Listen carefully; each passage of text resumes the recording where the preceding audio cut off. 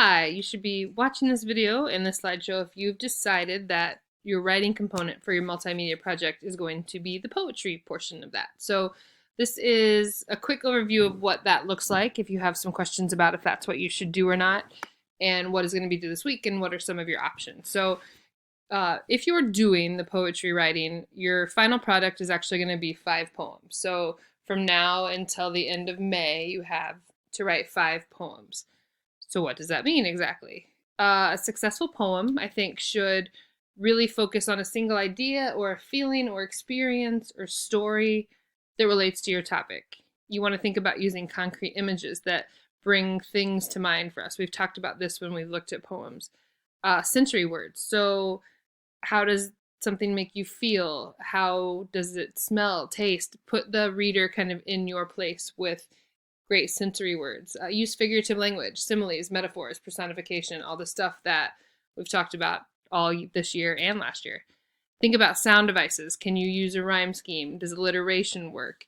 And all the things that can kind of support the meaning and effect of your poem. When you're working on your rough drafts, your first draft, that's kind of what you're going to be doing this week.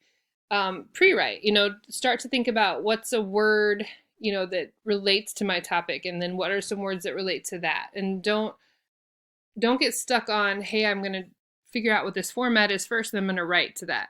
Be creative with it. Get some stuff down on paper, and then start to figure out, okay, maybe this is going to be in 2 parts and it'll have 2 stanzas, or maybe this one's a short haiku and I want them to feel something quick and in the moment. Maybe this is an ode to someone. If you're writing this, your multimedia project is about a person, maybe it's an ode to that. Think about sound devices. How will the poem sound? Do you use alliteration? Are you going to make it rhyme? Is it all going to be free verse? You should use some figurative language in there. Thinking about simile and metaphor. How can you bring something to life without saying, well, he was sad? Think about how you can use hyperbole to make that better. Think about the mood. So that's another big thing. Like, how do you want your reader to feel? What kind of we talked about mood and tone a lot. Think about that. Think about the words and the connotations that you use. If you want us to be joyful while reading it, if you want the mood to be sarcastic, the tone is sarcastic, and so you feel that as you read it. Do you want it to be funny? Do you want it to be sad?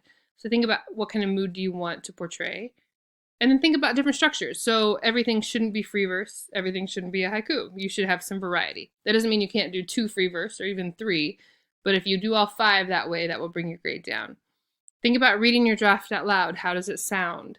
What could you add to it? Where could you do line breaks? And then just go through and make some changes and keep reading it aloud to yourself. That's the best way to feel if it's starting to make sense, if you've missed any words, if you've made some errors. And remember that poetry is kind of, we talked about like taking a wet rag and wringing all the water out of it and then what's left. So you want to get rid of all the extraneous. You want to get to the point, right? You don't need a bunch of words to get your point across. Poetry is more to the point. And so think about where can you eliminate, what words could you change to make it poetic versus just a story. Requirements.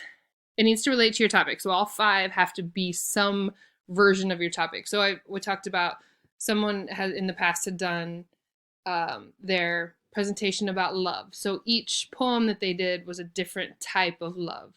One had to deal with family, one was true love, one was breaking up, one was, an animal, like they love their pet was their favorite thing. So think about different ways you can do that. They should all have a title. And they should, and let me see if I can go back. A variety of formats, like I said, they shouldn't all be odes, couplets, concrete poems, but you can certainly use some of the things that we've practiced over the last 2 years. You should have some figurative language in there, and you should really work with those sensory devices. Think about how, sight, sound, how can you make the reader be part of that poem with you, okay? What is due this week? On Friday, you're going to do a Google Doc, and then you're going to share that. And on that Google Doc, you're going to have 2 of your rough drafts. Just remember, these are rough drafts, homework grades. And then if you are ready to share it, so if you want to do, just type in, I'm just going to show you with Google, like if I want to do a new Google document, I go to those 9 dots over there, I click on Docs, and then you'll do a blank document. You'll probably want to name it. You could call it multimedia poetry, whatever you want to call it. And then you're going to share that, the big blue button. When you do that, keep in mind you can have can edit, which means I can make changes. Can comment, which means I can make comments on it, or can view. Any of those work. If you do just can view, I will make the comments in the email. So that's completely up to you. And then when you click done or click in there, H. Zabrowski, I should show up. And then you can click send. And that way you'll have shared it with me and I'll be able to see any changes or things that you do.